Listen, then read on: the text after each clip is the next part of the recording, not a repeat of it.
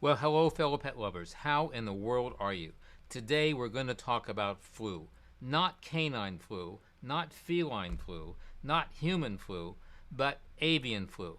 And we're going to find out that avian flu is not just for the birds, and it's threatening to become the next pandemic. Stay tuned. We're talking about H1N1 influenza type A virus. This has been the traditional bird flu virus, which has been around for decades.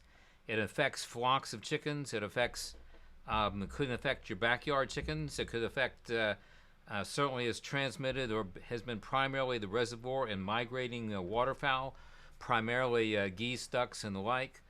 Up until 2020, it was kind of here to stay, kind of like the virus, influenza virus in people, seasonal type thing, comes and goes, not that big of a deal.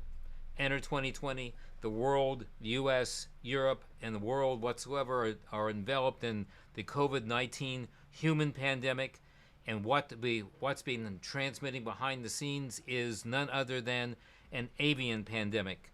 And we have an H1N5, same virus, influenza type A virus, but it's now a highly pathogenic type H1N5. And hundreds of thousands of birds have died. The history of this goes back to, in 2020, it began in Europe. In 2022, it hit South Africa, and it entered the United States about that time in Canada. In 2023, over 100 million chickens killed, culled, destroyed because of this virus. And if you and I don't think that was, we would,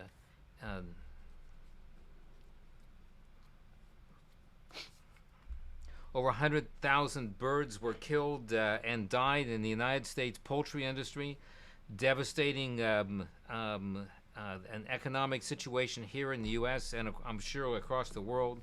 Chicken prices skyrocketed, eggs were scarce, and it was a very, very significant economic burden to the U.S. population, which we still haven't recovered from. It primarily was affecting birds only. We've now discovered it in a few mammals, which we'll come to here in a second, and it's exploding even more as we speak. I want to talk about the risk for people because I'm concerned that there is going to be a potential risk for people. Symptoms in people: high fever, sore throat, coughing, sneezing, weakness. Very similar to influenza in you.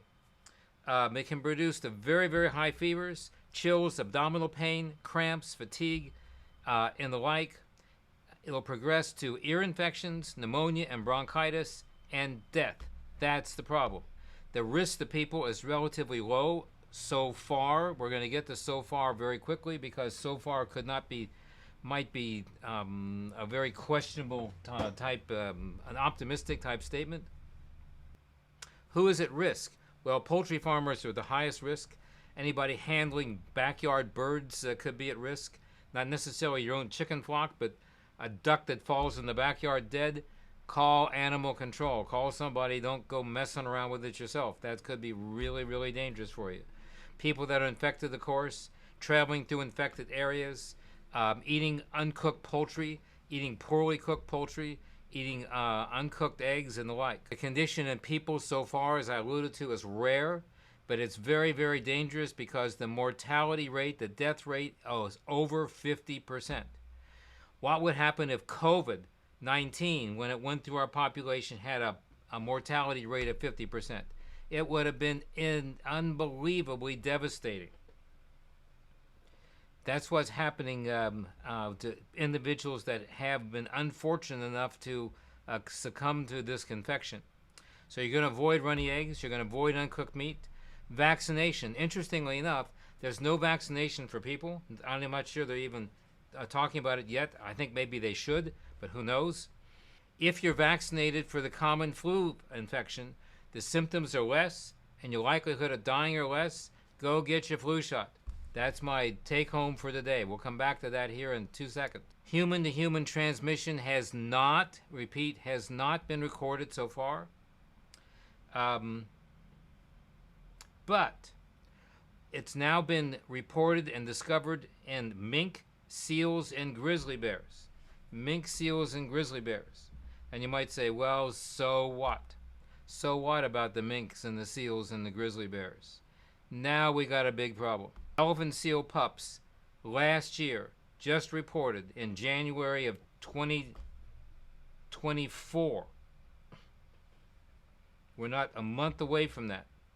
The elephant seal population on 3 beaches in Argentina, which was about 18,000 pups, over a 90% mortality, just devastated a generation of elephant seal pups in Argentina. I hate to tell you this, folks, but we got elephant seals here in California up the coast. My wife and I were just talking about going up and taking a look at them. Scary, scary, scary. Because. Why do you think it's scary? Mammal to mammal transmission in those Argentina pups is what caused all the death. It wasn't a bird coming down and getting 1 or 2 of them. It was the pups getting sick and transmitting it to the whole herd. That's scary. If you can get mammal to mammal transmission, guess what? You might be able to get human to human transmission. So right now we have probably the biggest, baddest avian influenza pandemic ever on record, and it's nowhere in sight being under control. Are you subscribed to the channel? If not, this is a great time so that you won't miss any future episodes. Thanks.